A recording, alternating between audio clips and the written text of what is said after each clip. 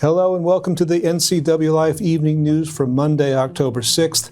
I'm Jefferson Robbins. Grant Olson is on his way back from Buffalo, New York, where he made a pilgrimage to watch his beloved Bills get wrecked by the Patriots this weekend. But that's not among the news stories we're here to talk about. Here's a look at what's ahead on your newscast. Long on the drawing board, a new Link transit bus route from Columbia Station to Pangbourne Memorial Airport is becoming a reality, and a decision could be just ahead on whether Helion Energy gets the okay to build its proposed fusion generator facility in Malaga. There's an October chill in the air, along with a little too much wildfire smoke. We'd all love for a change in the weather to damp that down or push it out. Our fill-in meteorologist Dan Kuntz will be here later on in this half hour to fill us in on the possibilities.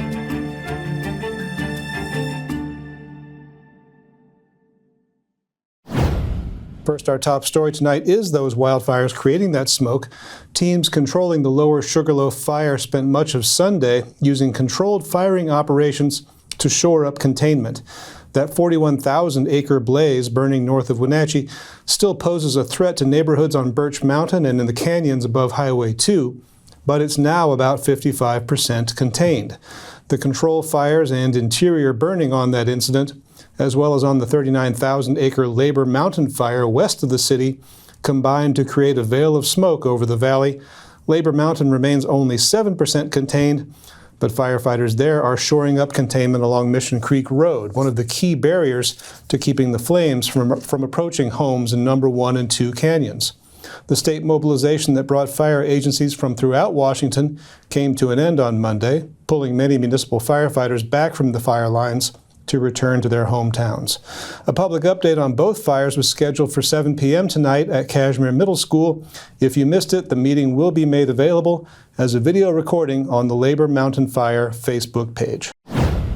Link Transit launched 2 new bus routes today in East Wenatchee. Routes 15 and 19 will replace Route 11 to expand service along Grant Road and provide a direct connection to Pangbourne Memorial Airport.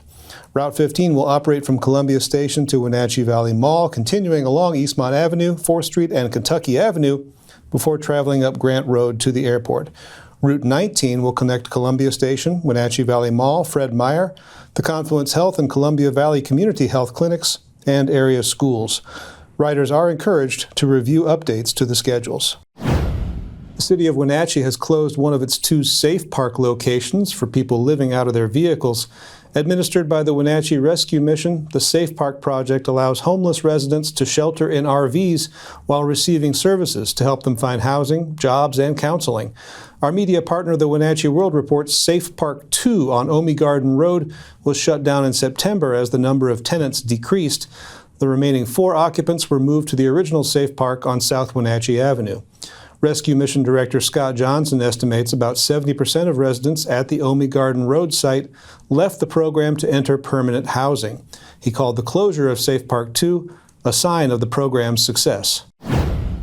Chelan and Douglas counties are inviting community members to a joint public hearing regarding the 2025 to 2030 Chelan-Douglas Homeless Housing Strategic Plan. The plan addresses homelessness and housing needs across both counties, partially guided by a public survey and other information collected during the annual point in time count. The State Department of Commerce provided 5 objectives for communities, including strengthening the homeless service provider workforce and seeking to house everyone in a stable setting that meets their needs. The public hearing will be held on November 3rd at the Chelan County Administration Building in Wenatchee. The entire plan can be found on the Douglas County website. Well, when we come back, a handful of voters in the Lake Wenatchee Fire and Rescue District are suing over a bond issue that would build a new fire station in a neighborhood on Plain. I'm Jefferson Robbins. You're watching the NCWLIFE Evening News. Your favorite local channel is now available for free on your smart TV and connected streaming devices.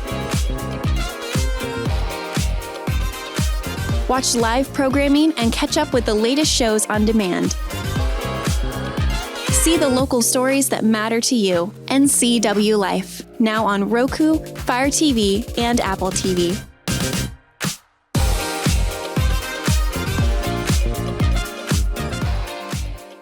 Family roles change with time. You may find yourself being an unpaid caregiver to a loved one. Caregiving can be rewarding, but also stressful. Taking care of yourself is vital. Aging and Adult Care of Central Washington has low or no cost services for unpaid caregivers, such as in-home support, care supplies, and counseling. Connect in your local area by calling Aging and Adult Care at 800-572-4459 and mention you're interested in caregiver support. When you enjoy Abby's Pizza at your place, close your eyes and you can taste old-fashioned values, classic pizza parlor decor, and generations of tradition. Recreate that magic. Open your eyes and head to abbys.com. With pickup and delivery options, no matter where you dine, Abby's just tastes better. Here's a good-looking pizza, guaranteed to bring some smiles. And right now, it's on sale, so it's good for your wallet too. This giant is loaded with toppings and can feed up to 6 people. Order at abbys.com. Give us a call or just drop by.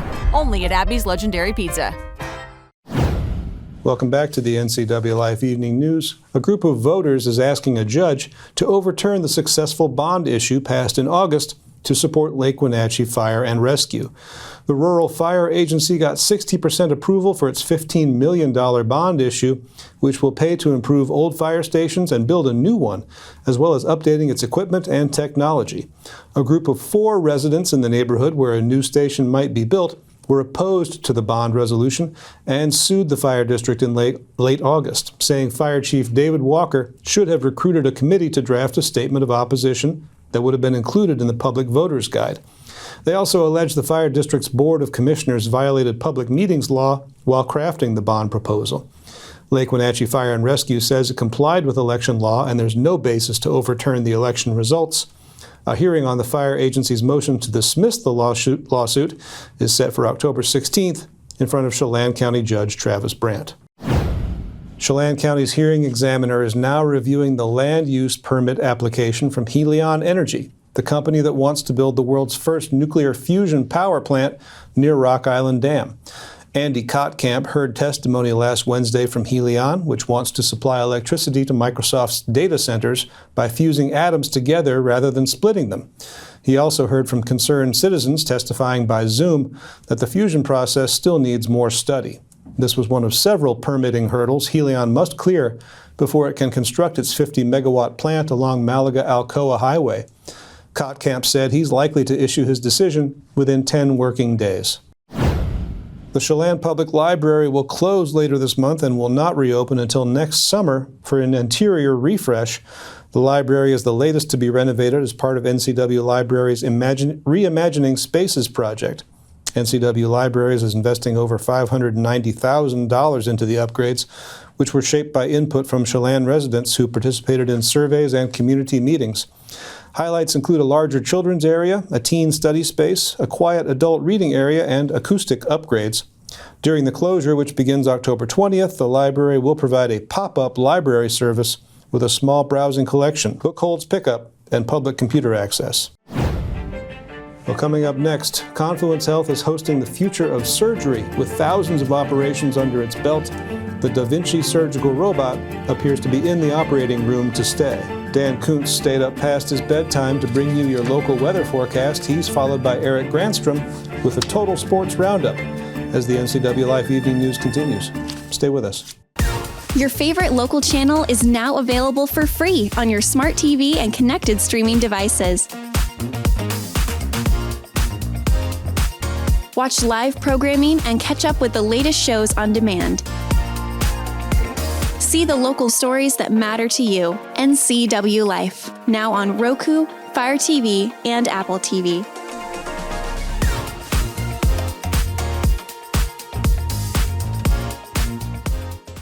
There's no place like home, because home is where we're totally comfortable. It's where we can be ourselves and let our guards down. It's where we make memories, and we're always imagining new ways to keep it totally comfortable. Carrier, total comfort, totally happy. Call Alpine Air Heating and Cooling today. Your comfort is their priority.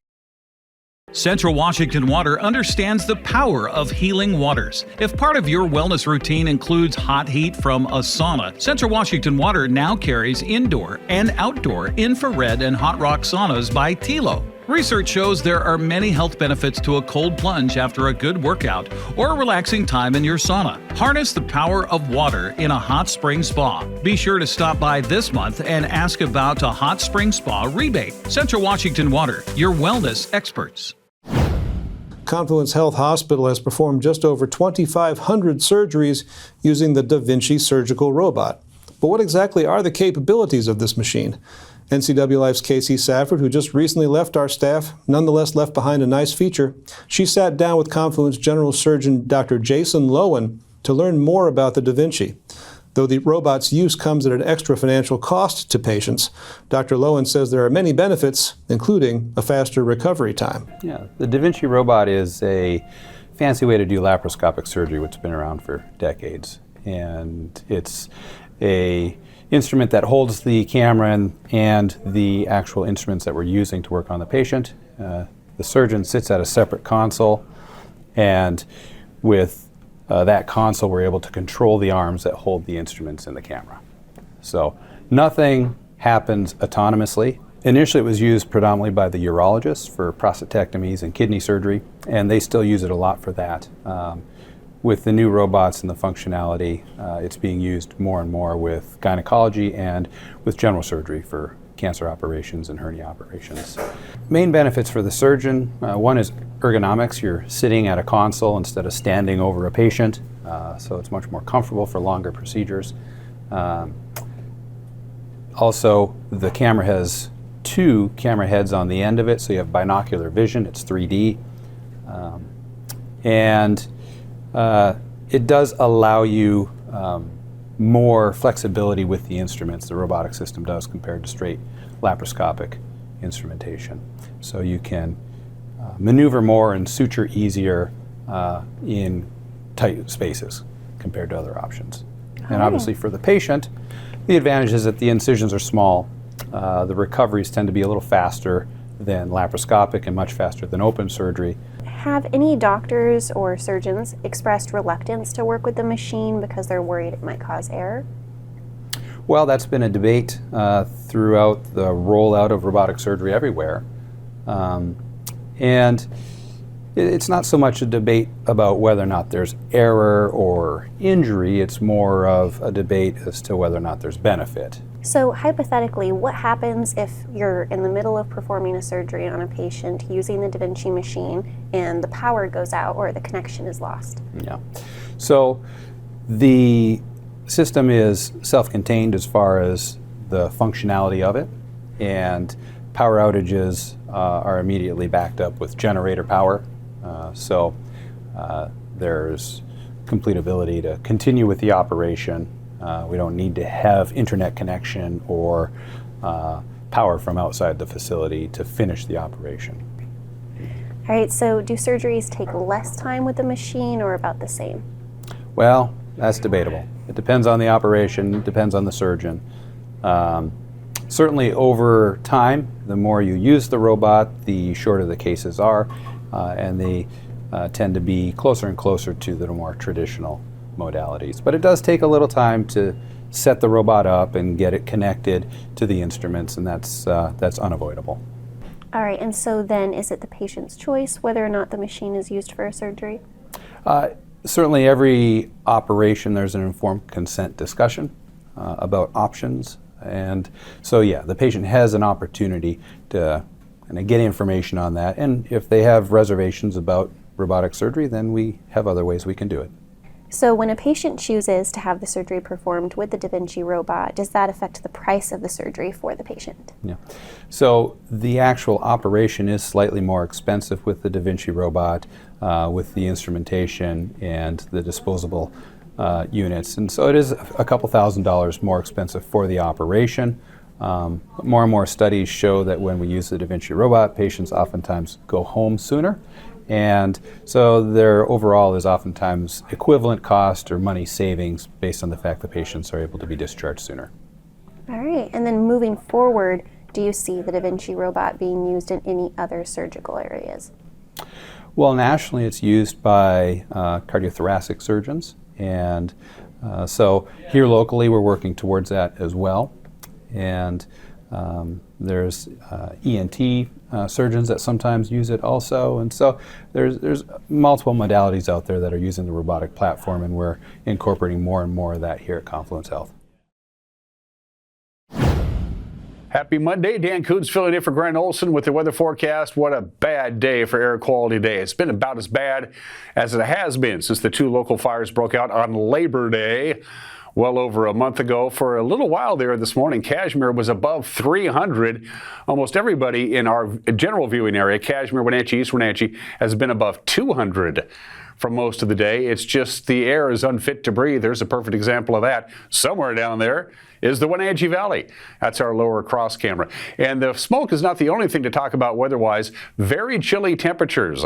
Overnight lows. Ellensburg got down to 30 this morning. It was 34 in Ephrata. It was 34 in Moses Lake. Now, the overnight low is going to be a little bit warmer, but if you live in a sheltered valley in our viewing area, you could see your overnight lows dipping down into the 30s. And if you noticed right here in the Wenatchee Valley, some of the leaves are starting to change color right here in Wenatchee. Usually we're a little late with that.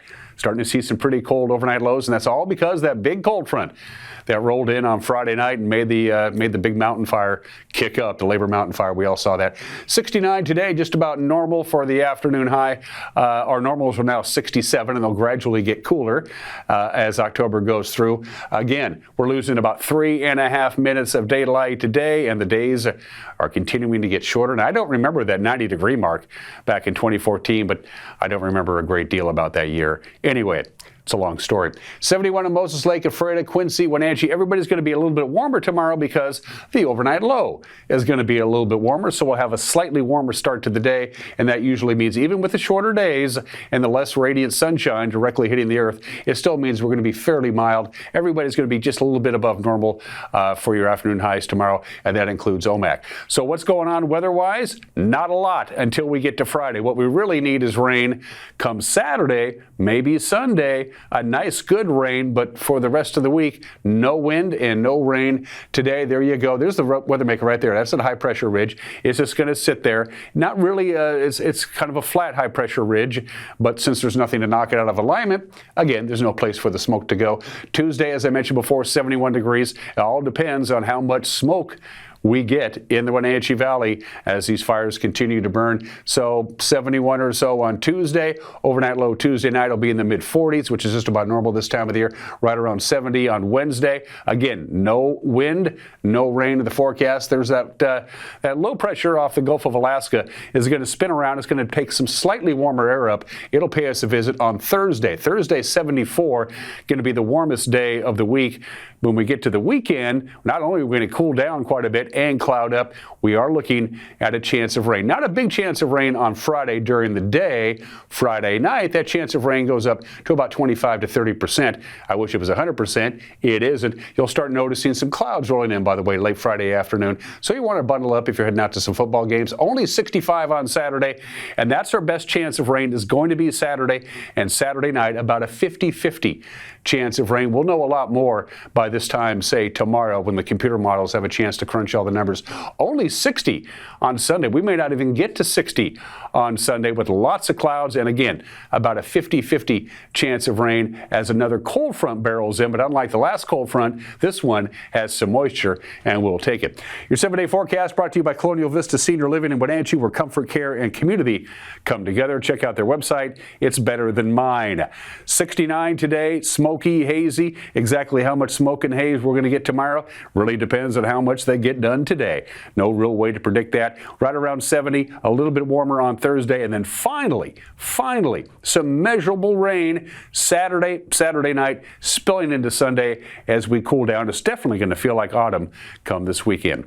That's your forecast. It's Monday and it's October. That means a whole bunch of sports, and our good buddy Eric Granstrom will do exactly that. You're watching the NCWLIFE Evening News. Handoff to Zielinski around the right side. Got away from one man, got away from two. Squirts between High school sports is back this fall on the NCWLIFE channel.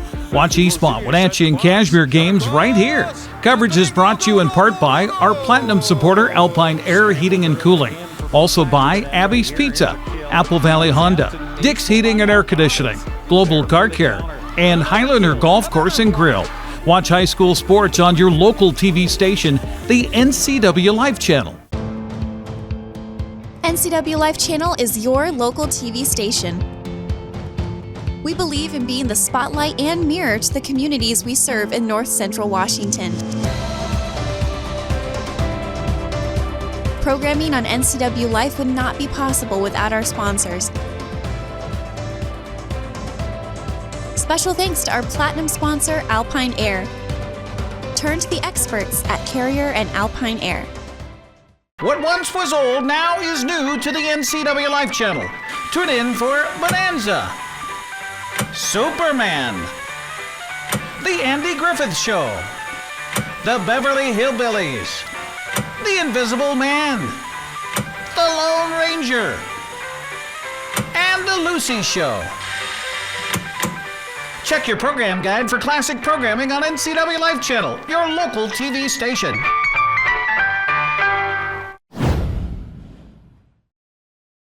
Good Monday to you. The Mariners and Tigers are tied at a game apiece in the American League Division Series after Seattle's 3-2 win yesterday. After falling 3-2 Saturday in 11 innings, Sunday felt like a must-win game for Seattle. Jorge Polanco came through with 2 solo home runs, but Detroit tied it up with 2 runs in the top of the 8th inning. Cal Raleigh and Julio Rodriguez hit back-to-back doubles in the bottom of the 8th to retake the lead and even the series. 1 out, nobody on, no score. Bottom of the 4th inning.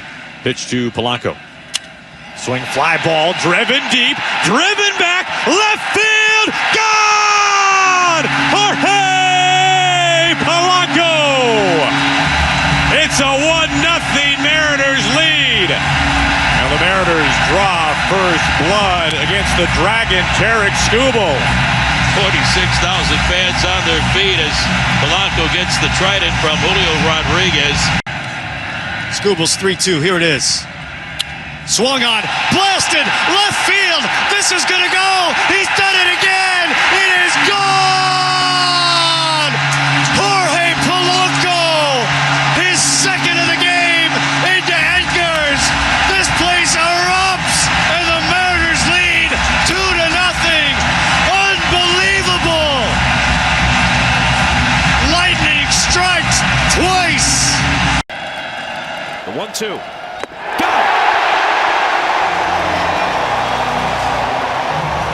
Dan Wilson gets aggressive, brings in the lefty, and Spire does the job for his buddy Castillo. 2-2 pitch. The other way, it's a fair ball down the right field line. Torres will score. Here comes Green into third. Joey Cora giving him the wave. Here's the throw. It's cut off, and this game is tied. The third base coach, Cora, gesticulating wildly as Green scores from first. Exactly what you guys thought would happen, and Torkelson ties it. I don't know what you just said, Adam. I don't know what that word meant, but he was waving them on. Joey Cora the whole way.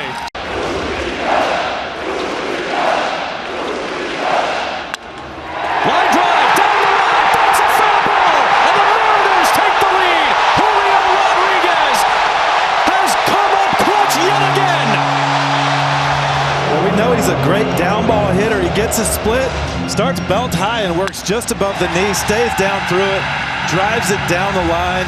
You said it earlier, AJ, these stars needed to come out to play today, and they're showing up in a big way right now in this 8th inning. They're 1 out away from their first playoff victory in nearly a quarter century.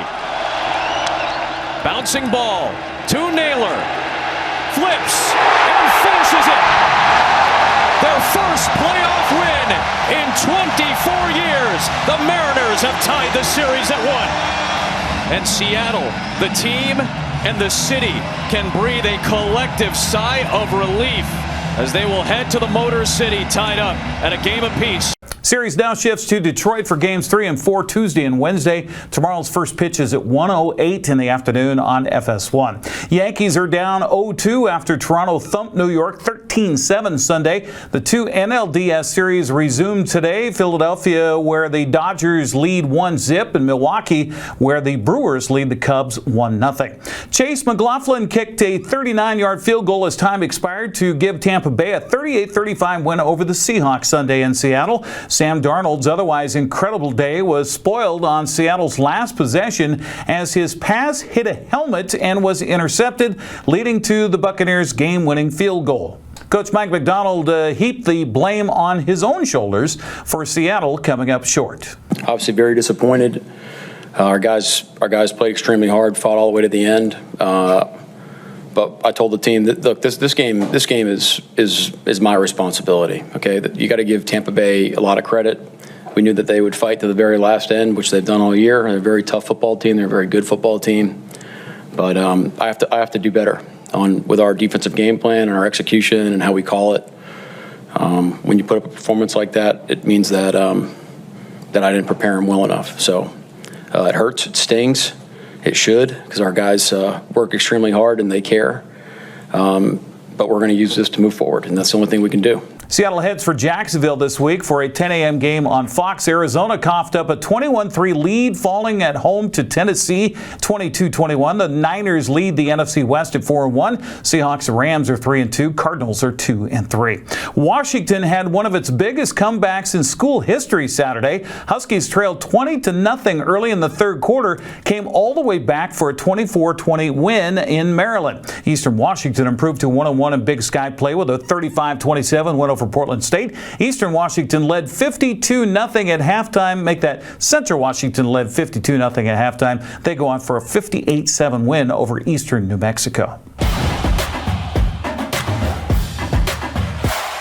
Well, checking the Prep Girls soccer scoreboard from Saturday, Wenatchee blanked Sunnyside 2-0, while Eastmont topped Moses Lake by that same score. Freda blasted Bridgeport. Cashmere clocked College Place. Pateras earned a 2-0 win over Omak. Tonasket topped Colville 1-0. Davenport couched Lake Roosevelt 7-0. Brewster edged Mount Vernon Christian on the road. Manson blanked Mabton 4-0. Prep volleyball Saturday, winners included Eastmont, Cashmere, Chelan, Omak, and Cascade. Coming up short were Okanagan, Brewster, Manson, Waterville, Mansfield, Oroville, and Bridgeport. Wenatchee Wild went 0-3 over the weekend in Western Hockey League play. Victoria beat Wenatchee in overtime Friday night at the Town Toyota Center 5-4. Trey City edged Wenatchee Saturday in Kennewick 3-2. Penticton came to the Valley and topped the Wild Sunday 5-1. Austin Andrade will drop by Wake Up Wenatchee Valley tomorrow morning to recap the weekend and preview games coming up in Spokane on Friday and home Sunday against Seattle. That's a look at sports news. I'm Eric Granstrom.